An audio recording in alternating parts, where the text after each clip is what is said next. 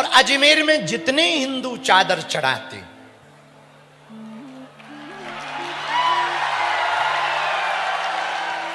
ठटरी के बरे हरो, अपने भगवान कम पड़ गए क्या? यहां से अजमेर दूर नहीं है, 10 किलोमीटर। देखो अजमेर है बहुत अच्छा है, किसी के भगवान वहां है वो पूजा करें। तू अपने बाप को बाप पुष्कर में आके बोल। हाँ, अजमेर में सनातनियों का कोई काम नहीं है, वहां रहो, अजमेर में खूब आनंद लूटो, अजमेर में रहो, चाहे हम तो कहते पाकिस्तान में रहो, पर यदि तुम सनातनी हो तो बाप केवल अपने परमात्मा को कहो। गीता में भगवान कृष्ण कहते स्वधर्मे निधनम श्रेया पर धर्मो भयावहा, स्वयं के धर्म में मरना श्रेयस्कर है दूसरे धर्म के बारे में विचार करने से। इसलिए मेरे पागलो, यहां पुष्कर में पिंडदान का बड़ा महत्व है। बामन घाट पर जो पिंडदान करता उसके पितर मुक्त होते। लेकिन ये जो पूरा पंडाल बाहर तक मैदान, जो मेला हमारे पवन ने लगवाया ना, ये बालाजी ने जो लगाया ना, इन 3 दिनों में वहां पितरों का कल्याण होगा, यहां तुम्हारा खुद का कल्याण होगा, आत्म कल्याण होगा। आत्म कल्याण की कथा हनुमान जी का चरित्र है, हनुमान जी के लिए लिखा।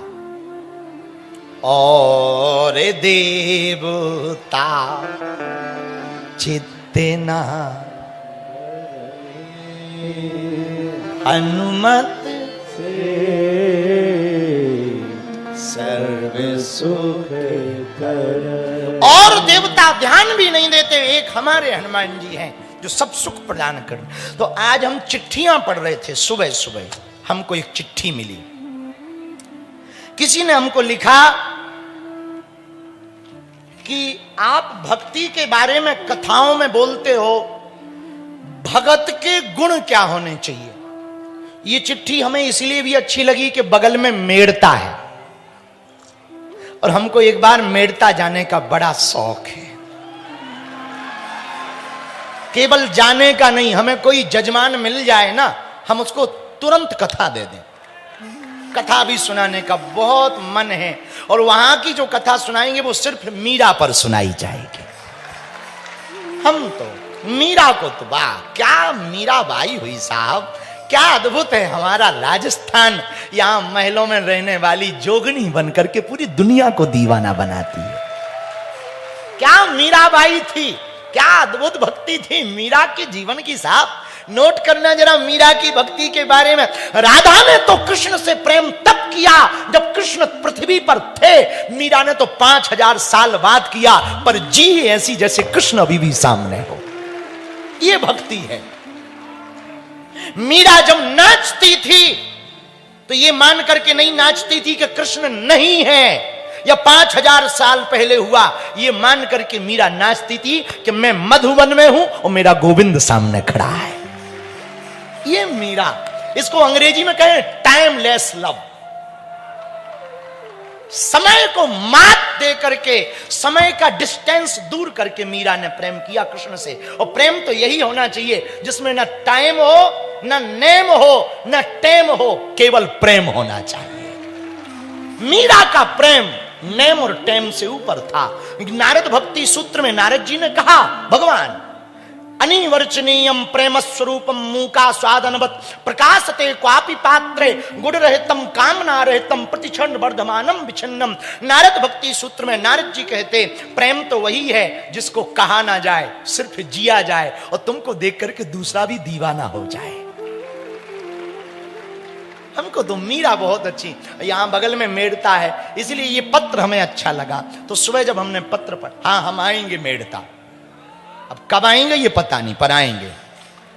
तो पत्र लिखा, जरा ये ठीक करो, यहां के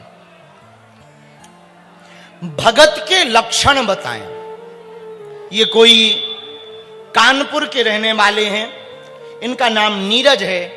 इन्होंने कहा कि गुरुजी प्रणाम, हम बहुत दिनों से आपकी कथा सुन रहे हैं और हनुमान चालीसा पर जो आपकी कथा चल रही है वो भी हम सुन रहे हैं। इसका मतलब इन्होंने अभी कुछ दिन पहले ही पत्र भेजा।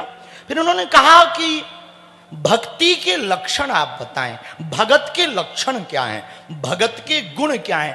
अब हम नीरज तुम्हें उत्तर दें, ये आपको भी कहें। पहले तो ये समझो भक्ति जरूरी क्यों? पूछो क्यों जरूरी है, पूछो। नदी में पानी ना हो तो क्या नदी होगी? नदी का कोई अस्तित्व होगा? बोलिए, होगा? खाने में नमक ना हो क्या भोजन स्वादु होगा? नहीं। साधु के पास साधना ना हो तो क्या वो साधु होगा? पंडित के पास वेद ना हो तो क्या वो पंडित होगा? विद्यालय में पुस्तकें ना हो और टीचर ना हो तो क्या वो विद्यालय होगा?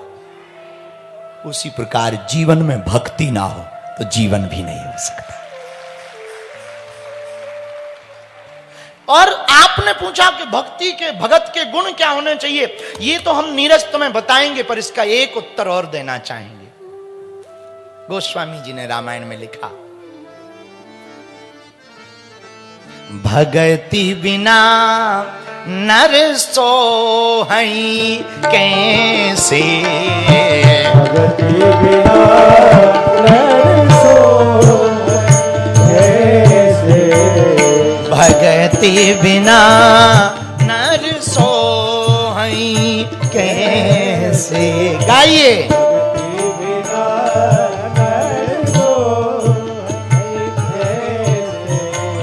लवण बिना बहु व्यंजन जैसे,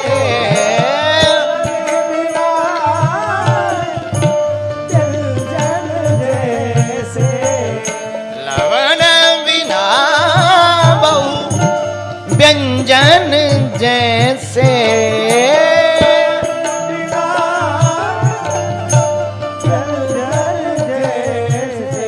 जैसे सीताराम सीताराम सीताराम कहिए, सीताराम सीताराम सीताराम कहिए, सीताराम सीताराम सीताराम कहिए।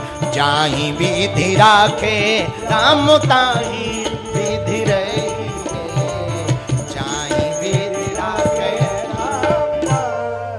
जैसे नदी का महत्व तो पानी के बिना नहीं है। सुंदर स्त्री हो, अच्छा ऐसे समझो, कोई स्त्री बड़ी सुंदर हो पर नाक काट दी जाए तो क्या अच्छी लगेगी? बोलो बोलो बोलो। अच्छा कोई मकान बड़ा सुंदर बनाओ पर दरवाजे उखाड़ दिए जाए तो क्या सुंदर लगेगा? अरे बोलते जाओ, जोर से बोलो। अच्छा कोई बस बहुत सुंदर हो पर इंजन और टायर निकाल दो तो क्या अच्छी लगेगी? बोलिए बोलिए। उसी प्रकार जीवन है, जीवन मनुष्य का मिला हो पर यदि भक्ति ना करो तो ये जीवन भी किसी काम का नहीं है, बेकाम का है। तो नीरज तुमने पूछा कि भगत के लक्षण क्या हो।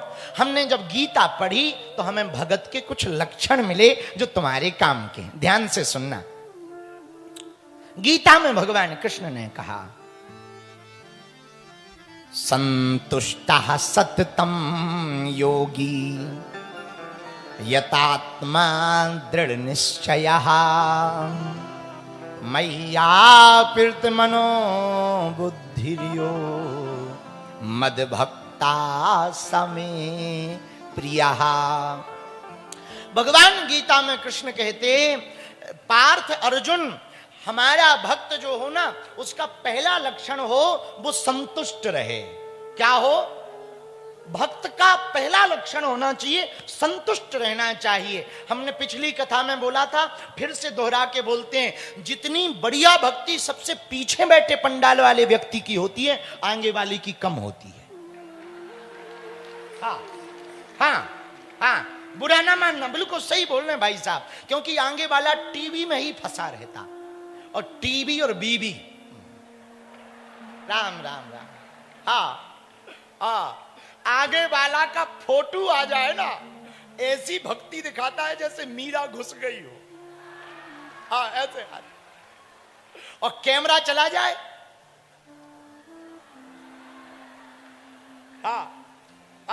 तो आगे वाला आदमी ना बहुत फंसा रहता।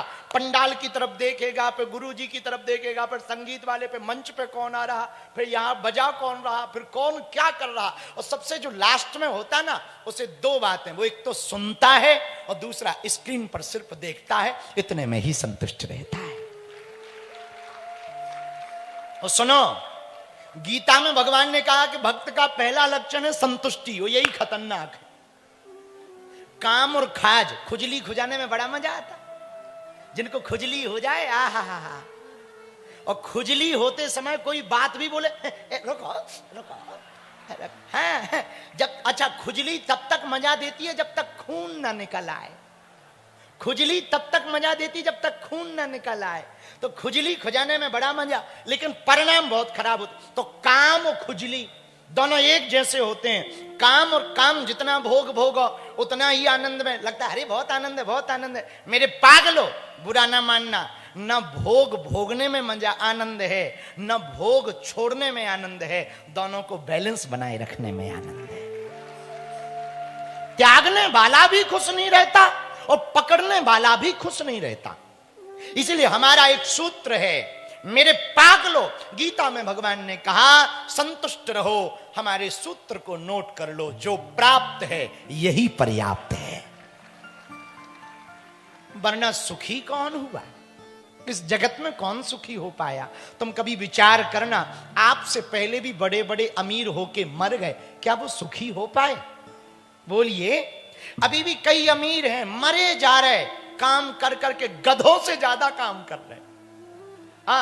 दिन न रात मशीन बने, न लुगाई के लिए टाइम है, न बच्चों के लिए टाइम है, न घर के लिए टाइम है, न भजन के लिए टाइम है, न गुरुजी के लिए टाइम है।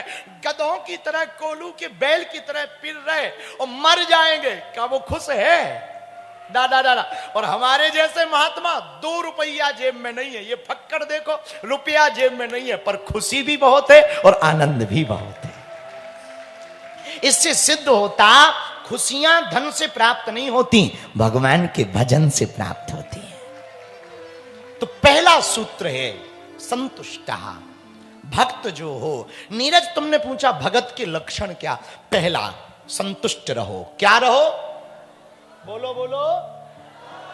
भक्ति करने वाले लोग दूसरी बात सुने, दूसरा लक्षण है स्थिर रहो। क्या रहो? एक जगह टिके रहो। एक ही साधे सब सधे, सब साधे सब जान। 20 मेंढक को पकड़कर तराजू पे रखोगे, 4 उचट जाएंगे। बोलो हाँ या ना। फिर एक को पकड़ के रखोगे, 6 उचट जाएंगे। बोलो हाँ जी या ना जी। क्या मेंढकों को पकड़ पाना संभव है सबको? अब 20 किलो मेंढक तौलना हो, क्या करोगे? 20 मेंढक या तो 20 लोग पैर पकड़े। और ऐसे आजकल जमाने में लोग मिलेंगे नहीं जो साथ दें। आजकल फोटो में सब साथ खड़े हो जाते हैं, मुसीबत में अपने ही केवल खड़े हो पाते। हाँ, आजकल जितने साथी हैं वो सब व्हाट्सएप रील वाले हैं। हाँ, फोटो में तो सब खड़े हो जाएंगे, मुसीबत में कोई खड़ा नहीं होगा। इसलिए जो अच्छा तुम्हें भरोसा ना हो ना, हमारी कथा सुन के आज शाम को जितना फ्रेंड तुम्हारा फेसबुक में जुड़ा है, इंस्टाग्राम नचनिया में, जितना जुड़ा हुआ, आज शाम को जाके एक मैसेज करना, 5 लाख रुपया की बहुत इमरजेंसी है, कल लौटा देंगे, दे दो। जितना रिप्लाई आए समझना यही अपना है। ब्लॉक और ठोक देंगे। मैसेज सीन करके ब्लॉक ठोक देंगे। इतना भर लिखना, बहुत मुसीबत में है।